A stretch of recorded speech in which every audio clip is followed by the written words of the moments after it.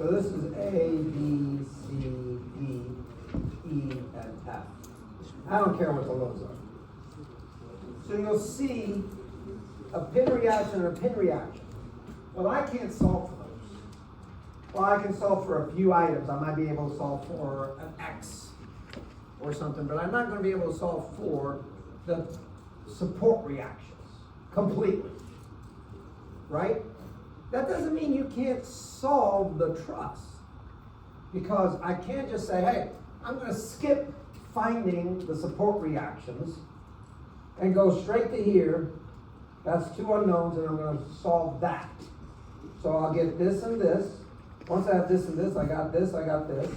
Once I have this, right, there's two unknowns, BE and BA, so I'll get that by doing a joint B. Once I have that, then I have, these guys are known, there's only two unknowns at E now, I'll get that and that. So just because you have a support reactions that I can't calculate does not mean it is completely statically indeterminate. It doesn't mean I can't use the method of joints to solve for the truss. Okay?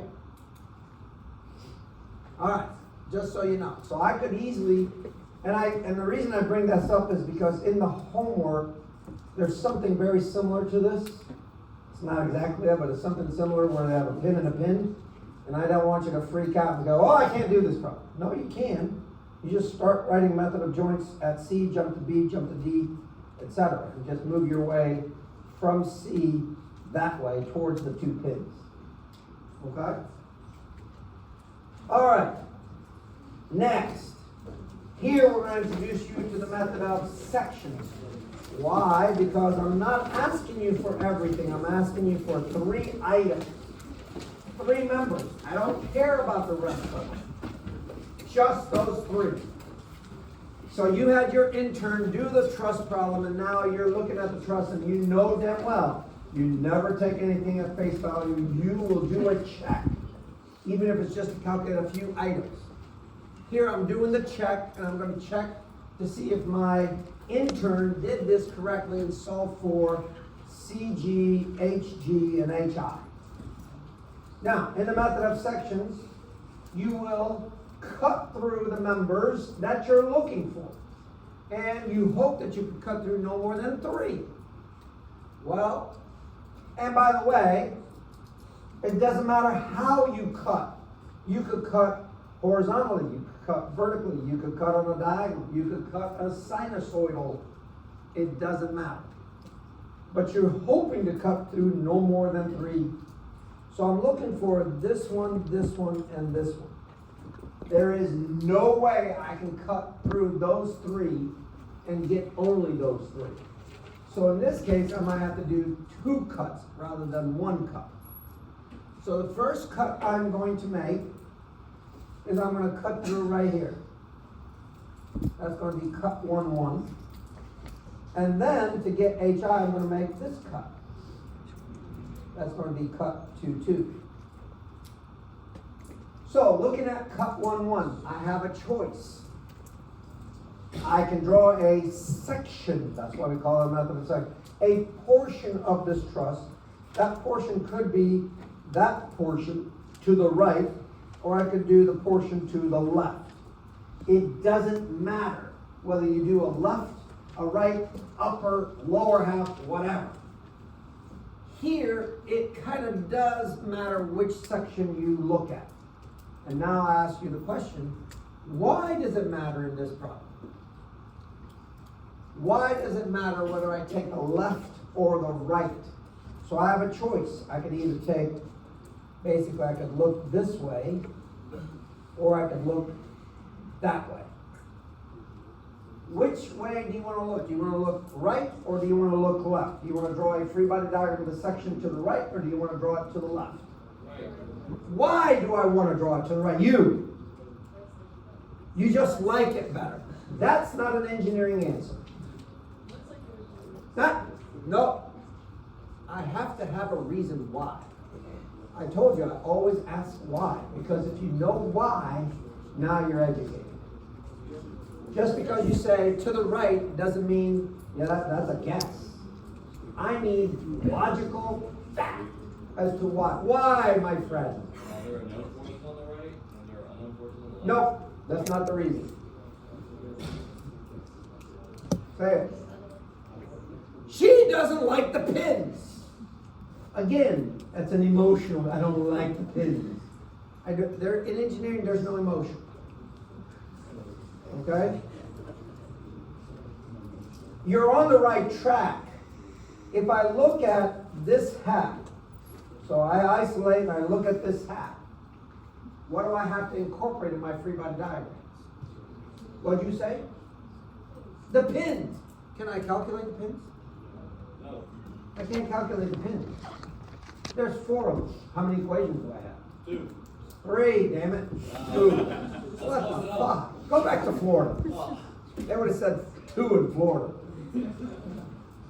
So, I want to avoid the pins. I can't calculate. If I draw this hat, I have to know the values of the pins at A and J.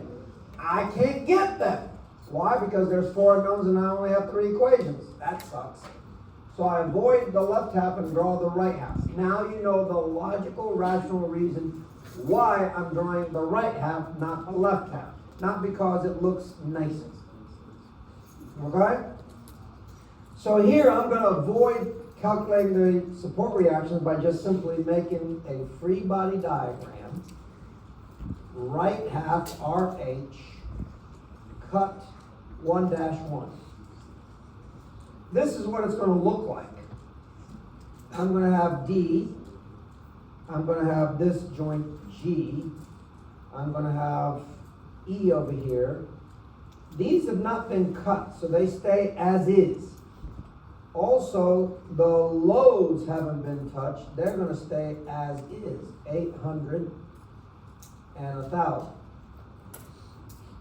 Next, I'm going to show this, this, and this. And I'm going to make the cut right here. And now I'm going to show a force FDC. I'm going to show a force FCG, which is what I'm looking for. And a force here, FHG, which is also what I'm looking for. That is the free body diagram of the section of the truss to the right half.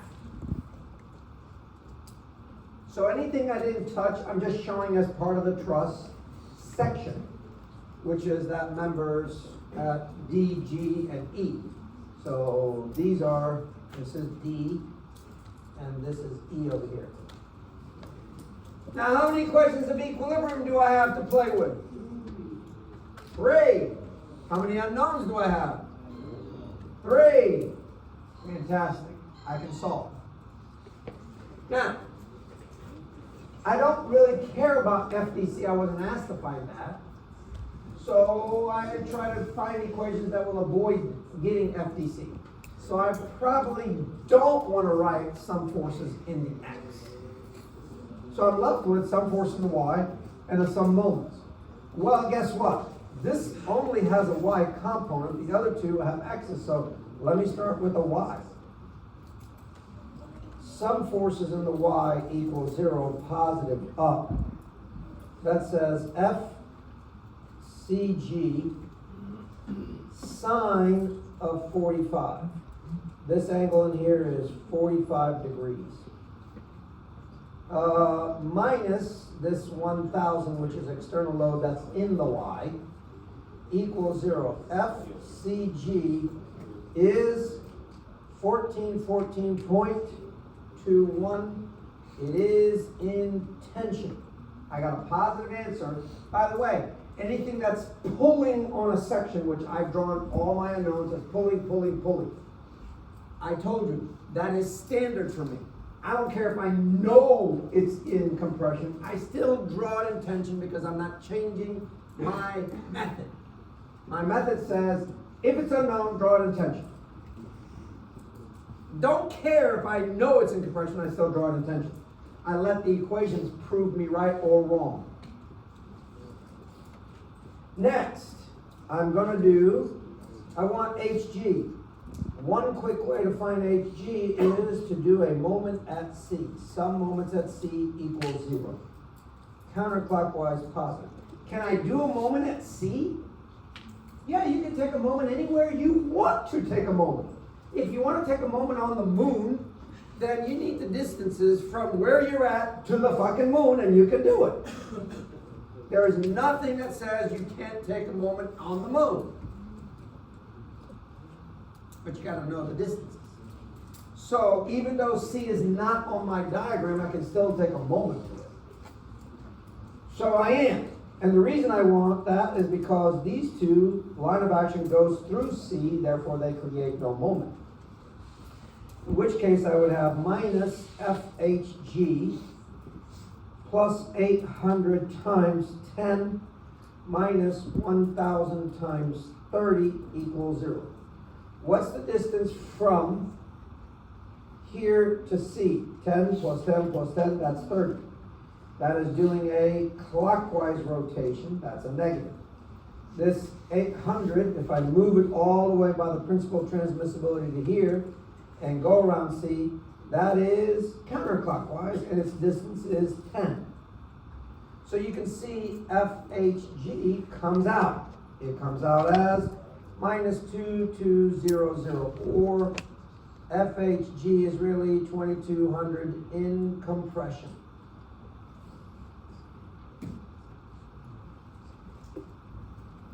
Who's not with me? Yeah.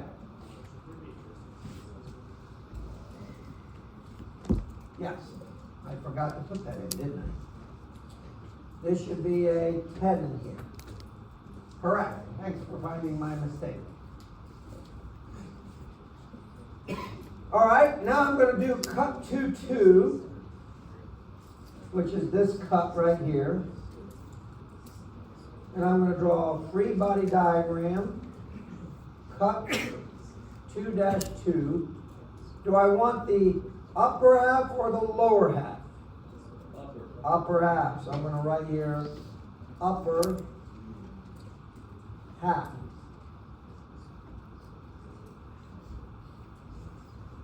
So here comes the upper half. I should have a C here that's going to a D here, that's coming down here to a G here, that's going over here to this, where I have my 800, my 1,000. I'm going to have this member come in to here. I'm going to have that member come here, that member come there, that member come there, and I'm going to draw my cut.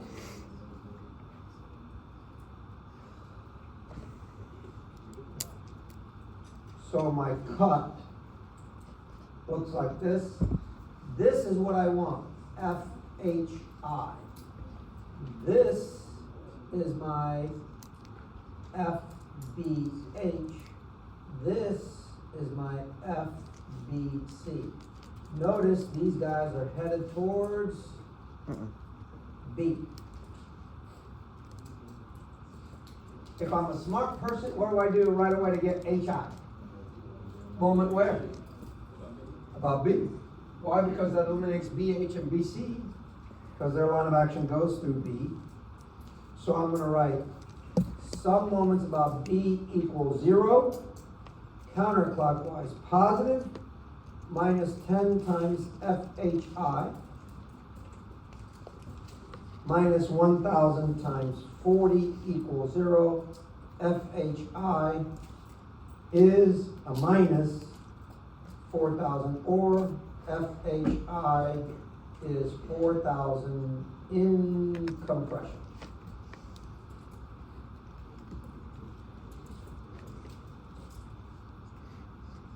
I guessed wrong on that one. But that's okay. Any questions there? Those are nice earrings. You have 2 of them, or is that 1? That's 2. Yeah. Are you pierced twice? 3. Oh, there's a little, oh, I didn't even see the star. You're right. It appears 3 times. Yep. Did it hurt? Yeah,